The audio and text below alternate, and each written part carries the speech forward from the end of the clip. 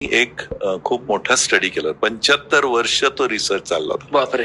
त्यासाठी 4 research teams बदलल्या, कारण ते मेले लोक, म्हणजे आता म्हातारे होऊन गेले असं होऊन ते चेंज. 4 रिसर्च टीम 75 वर्षाच्या स्टडी नंतर, जो कित्येक हजारो लोकांवरती केलेला होता, त्यांनी जे निष्कर्ष काढले की व्हॉट इज गुड लिव्हिंग किंवा व्हॉट इज लॉंग लिव्हिंग, त्याच्यामध्ये टॉपला काय आहे तर तुमचा जनसंपर्क किती आहे.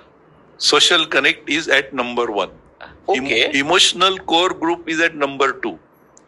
आणि स्मोकिंग पोल्युशन मध्ये खाली कुठेतरी असं बघायला. इतकं तो महत्वाचा स्टडी आहे. इट इज स्टार्टलिंग आहे तो स्टडी. आणि WHO व्हेरी ऑथेंटिक स्टडी. मी तो त्यातले डिटेल्स पण वाचलेत मी.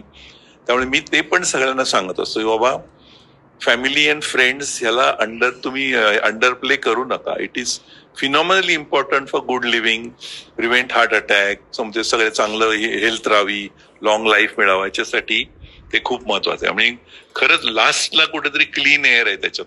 हे 10 पॉइंट्स त्यांनी मांडले. शेवटी क्लीन एअर आहे. आणि मग क्विट स्मोकिंगला थोडं महत्व आहे, वेट रिडक्शनला थोडं महत्व आहे. Top 1 is social connect, top 2 is core group, म्हणजे फॅमिली अँड फ्रेंडचा कोर ग्रुप. त्यामुळे तो एक मुद्दा एकदम महत्वाचा हार्ट हेल्थ साठी. सोशल हा खूपच वेगळा भयंकर मोठा पर्स्पेक्टिव्ह आहे तो. आणि त्यामुळे मला हे ना खूप आवडतं सोशल मीडिया.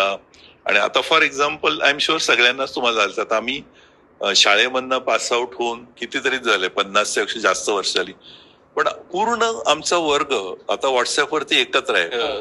तर गप्पा मारायचा दिवसभर रायट चालतो आमचा सगळा त्याच्यावर. So that is social connect and that is helping, I am sure, all of us in keeping good health. Not just mental health, physical health सुद्धा त्याच्यावरती अवलंबून असतं. वाव.